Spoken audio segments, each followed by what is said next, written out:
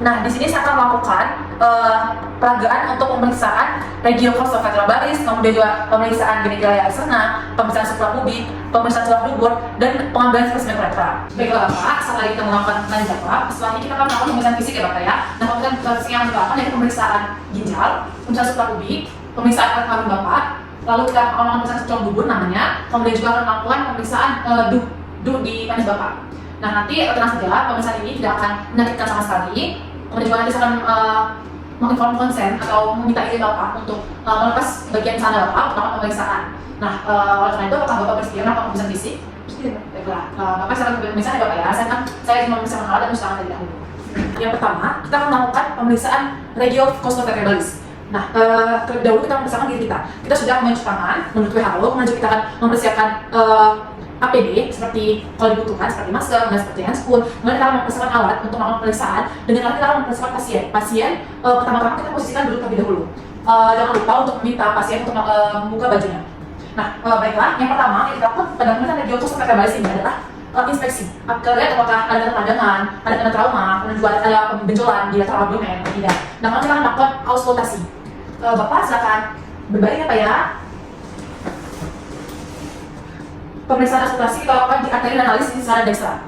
Di atas pusat lokasinya. Kita dengar apakah terdapat stenosis arteri renalis atau terdapat fluid di arteri renalis. Nah, baiklah, setelah auskultasi kita akan melakukan perkusi. Nah, perkusi kita lakukan dari lateral abdomen menuju ke regiokostoveterobaris. Kita lakukan dulu terhadap ginjal yang sebelah kanan. Baiklah Bapak, tangannya boleh dibuka.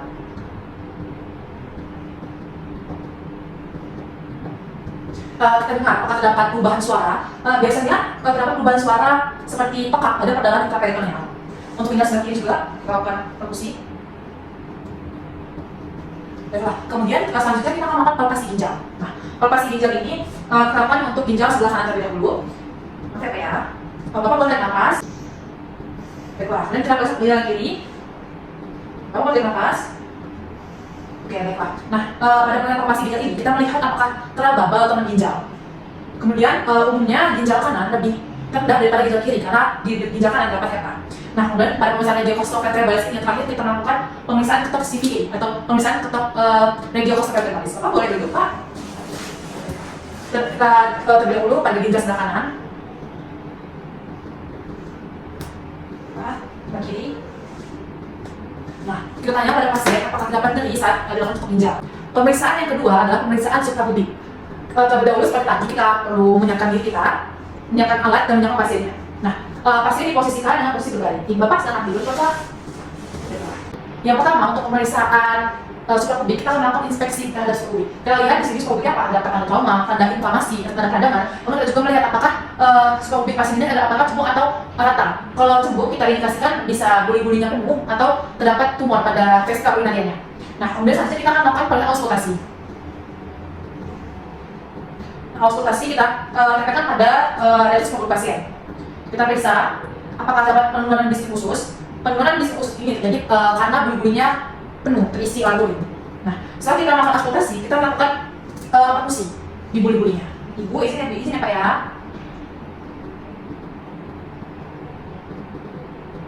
Nah, umumnya jika buli-buli terisi penuh, itu adalah suara pekak pada suprapubiknya. Namun, pekak ini juga bisa mengindikasikan tumor pada buli-bulinya. Nah, setelah kita palpasi, kita akan melakukan setelah kita perkusi tadi, kita akan melakukan palpasi. Nah, palpasi kita tekan saja pelan-pelan pada ginjal suprapubik pasien. Dan bertanya apakah jadi Bapak? Kita akan menambah bagaimana terdapat tonjolan yang abnormal. Jika terdapat tonjolan yang abnormal, itu mengindikasikan tumor pada buli-buli pasien. Jika tonjolan bulat sempurna, itu karena bisa jadi buli-bulinya. Baiklah, pemeriksaan selanjutnya adalah pemeriksaan genitalia eksterna. Nah, terlebih dahulu kita menyiapkan alat-alat terlebih dahulu. Di sini ada handscoon, ada juga kasa, ada juga nanti kita membutuhkan senter, kemudian juga nanti kita untuk antiseptik. Nah, setelah kita menyiapkan alat, selanjutnya kita menyiapkan diri kita sendiri, yaitu dengan mencuci tangan melalui standar WHO, kemudian juga boleh memakai apron, boleh memakai masker, dan yang paling penting kita tidak boleh lupa untuk memakai handscoon. Seperti dulu sekarang hand to hand glove to gloves. Nah, kemudian kita langsung kita bersama pasiennya. Pasien sudah kita suruh membuang air kecil terlebih dahulu, dan juga pasien disuruh untuk membuka celananya dalam pemeriksaan genitalial eksternal. Nah, pasien diposisikan secara dikotomi. Kita berdiri di depan genitalial eksternal pasien. Yang pertama kita lihat atau kita periksa adalah bagian penis pasien. Nah, baiklah, yang pertama kita akan melakukan inspeksi. Kita lihat keadaan penis dari ujung penis ke pangkal penisnya. Kita lihat apakah terdapat ada seperti inflamasi atau seperti tanda radang, kemudian kita lihat apakah ada trauma, ada ulkus atau tidak. Nah, kemudian kita akan lihat apakah pasien sudah disirkumsisi atau belum. Jika pasien sudah disirkumsisi, belum disirkumsisi, kita akan lihat bagian prepusiumnya. Nah, di sini pasien sudah disirkumsisi, jadi kita langsung melihat glans penis. Nah, pada glans penis pasien ini kita lihat apakah terdapat seperti herpes genitalis, kemudian apakah terdapat penyakit kulit yang lainnya. Nah, kemudian kita juga akan memeriksa bagian merus uretranya. Nah, di merus uretranya ini kita lihat apakah terdapat seperti kondilum acuminata atau infeksi pada virus kulit yang genital yang lain. Kemudian kita akan melihat bagaimana apakah terdapat discharge yang keluar dari merus uretranya. Kemudian juga kita akan melihat letak merus uretranya, apakah letaknya di ventral ataupun dorsal, apakah ada hipostadia atau epistadia. Setelah dilakukan inspeksi, kita lakukan palpasi pada bagian penis pasien. Kita palpasi dari ujung ke ujung. Nah, jika ada lubang lunak atau keras di prepusiumnya, atau menandakan adanya fimosis. Nah, kemudian kita juga raba bagian uretranya, apakah dapat uretra seperti tali atau kita sebut sebagai struktur uretra. Raba. Selanjutnya, setelah melakukan penelitian pada penis, kita akan pada skrotum. Nah, kita terlebih dahulu inspeksi skrotum pasien, apakah skrotum umumnya, skrotum kanan lebih tinggi daripada skrotum yang kiri. Dan kita juga lihat pada skrotumnya akan dapat ulkus atau penyakit kulit genital yang lain, atau misalnya kita dapat trauma. Kemudian kita lihat juga pembesaran pada skrotumnya. Kalau misalnya apakah terjadi karena hidrokel, atau juga bisa varikokel, atau bisa juga karena osteotestisnya. Nah, kemudian kita meraba bagian skrotumnya, meraba apakah simetris kiri dan kanan, kemudian juga apakah terdapat skrotum testisnya tidak teraba. Jika testis tidak teraba, mengindikasikan adanya hidrokel. Nah, kemudian jika kita meraba seperti cacing-cacing di bagian skrotumnya, berarti itu mengindikasikan adanya varikokel dan kelainan lain. Nah, kemudian kita juga, kalau kita curiga adanya hidrokel, kita akan melakukan namanya pemeriksaan transiluminasi dengan cara di sini ada center kita setkan pada testis pasien.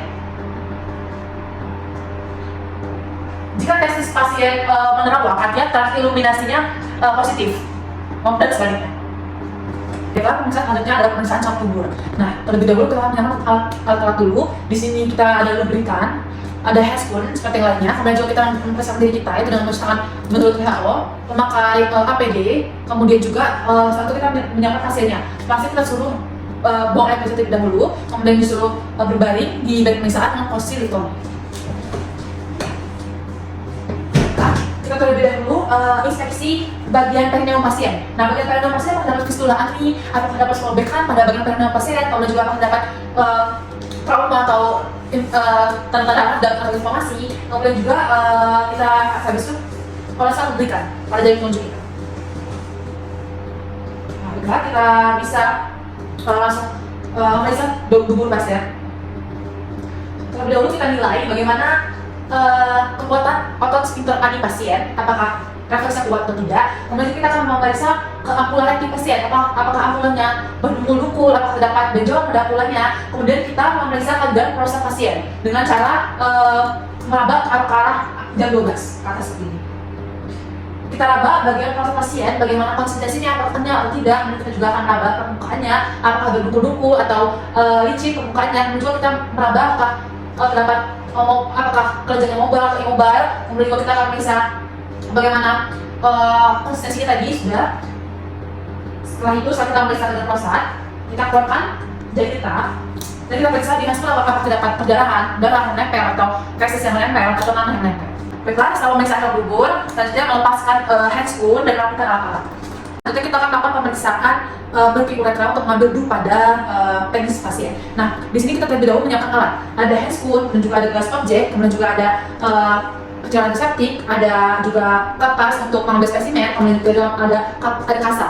Nah, terlebih dahulu terus itu kita akan melakukan persiapan untuk diri sendiri, yaitu mencuci tangan menurut WHO, kemudian memakai apron, memakai masker dan lain, kemudian juga yang terakhir adalah kita memakai handscoon. Nah, baiklah. Sebelumnya saya sudah inform konsen kepada pasien terkait dengan pemeriksaan pengambilan spesimen uretra ini. Selanjutnya kita akan terlebih dahulu membersihkan dengan pinset rasanya. Kita coba ke daerah antiseptik dan kita bersihkan daerah penis pasien. Kita buang ke bengkok. Nah, kita juga akan terlebih dahulu melihat apakah pasien sudah disfungsi atau belum. Jika pasien belum disfungsi, kita akan tarik perfusium pasien. Nah, dalam case ini pasien sudah disfungsi, jadi kita akan melihat apakah sudah dapat DU pada penis pasien atau belum. Jika sudah dapat DU pada penis pasien, kita akan langsung ambilnya dan putar, masukkan ke microsupply-nya, kemudian putar 180 derajat, kita langsung oleskan ke gas objeknya. Namun, jika pasien belum terlihat, kita bisa melakukan dirty urethra. Itu adalah memijat penisnya sampai dunya keluar. Jika sudah keluar, lakukan seperti cara yang tadi, yaitu mengambil spesimennya dengan cara memasukkan alat mengambil spesimen, kemudian diputar 180 derajat. Kita lagi gas objek. Kemudian alat yang sudah digunakan terbuang ke tempat sampah. Setelah itu, kita minta pasien untuk membersihkan diri pasien dan juga memakai celananya kembali. Jangan lupa tadi kita minta bersihkan pasien secara lutomik. Pemeriksaan radiokostoventral, kemudian juga pemeriksaan suprapubik, pemeriksaan genitalia eksterna, dan pemeriksaan calon dubur, serta pemeriksaan pengambilan spesimen urethra telah selesai dilakukan. Mohon maaf jika ada kesalahan.